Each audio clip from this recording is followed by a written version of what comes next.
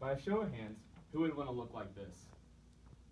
A simple search of Google Images yields hundreds of results of people who have maximized their genetic potential. However, should we really strive to look like them? Are they really the pinnacle of fitness? Is this really realistic? Well, today we will be discussing on how to stay in shape during your college years. It's important because we're in a time in our lives where it's easy to gain unwanted body weight. As a fellow college student, I too strive to understand the impact of things such as busy schedules, stress, and lack of sleep have on our overall health. Today we will learn how we can all achieve our fitness goals through proper nutrition, training, and adequate rest. The first is nutrition, as it's foundational for everything else. And there's a couple things we want to strive for within it. The first is eating a diverse amount of foods. We want to be hitting our macro and micronutrient counts each and every day. Now what do I mean by that? Well, our macronutrients are things such as carbohydrates, or carbs, proteins, and fats. While our micronutrients are things such as vitamins and minerals, calcium and zinc, all the things found in those unsightly vegetables. We also want to be eating a balanced diet. In college, it's easy to load up on high-carb, high-calorie food, when instead we should really be striving for a rough 40-40-20 split. Now slow down. That means that the average American eats around 2,000 calories a day. Of those 2,000 calories, we want to be getting 40% from carbs, 40% from protein, and 20% from fat. If we're hitting these two benchmarks, we're probably eating a relatively healthy diet. Snacking can be a great thing, especially in college, but can also be detrimental to our fitness goals.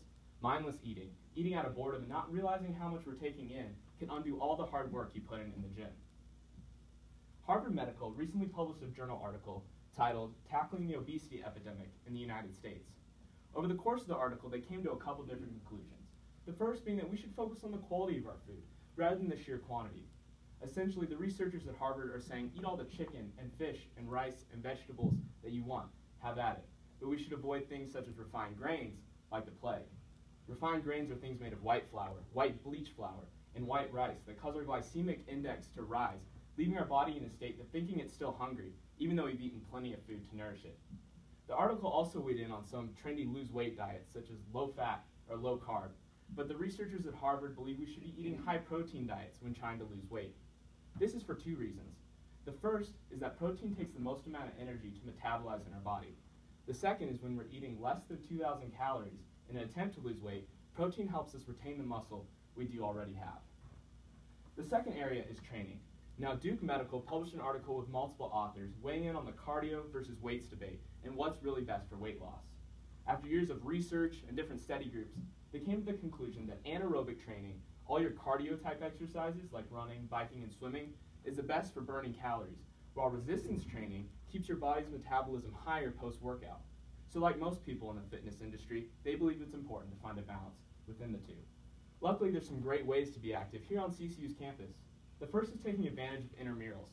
It's a great way to be outdoors in God's creation with your friends and peers. The second is taking advantage of the CCU Fitness Center, open 22 hours a day to all students, located on the bottom floor of the Anschutz building. Now with training comes goal setting, and unfortunately, a lot can be accomplished through the use of anabolic steroids and growth hormones. And these people, some of them, are prime examples of that. So no, we shouldn't strive to look like them. These people have given up everything for their bodies, even keeping themselves natural and away from steroids. Instead, we should set more realistic goals, especially at first. Things such like going to the gym 3 or 4 times a week, or running 5 miles per week, or losing 10 pounds in 3 months. If we're faithful with these smaller goals, we can build to bigger, more long-term, ambitious ones. This was something I struggled with a lot in my life. Especially in high school, I'd look at them and think, why don't I look like them? I do all the same things, I make all the same sacrifices. So naturally, I just pushed myself harder physically and emotionally, to the point it didn't become healthy. It took me a long time to get to that realization, and I hope you're able to learn from my mistake and come to that much quicker. The third area is proper sleep. Now for a college student to have healthy sleep patterns, they need between 7 and 9 hours of sleep per night. Our bodies are creatures of habit. Just like going to the gym on a consistent basis, they do best when we wake up and go to bed around the same time, day in and day out.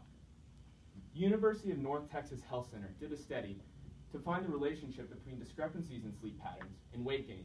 After going back to the drawing board a lot, lots of different test groups, they were finally able to determine that those with greater discrepancies in the duration of their sleep, the time they went to bed, and the time they woke up, had on average a higher BMI.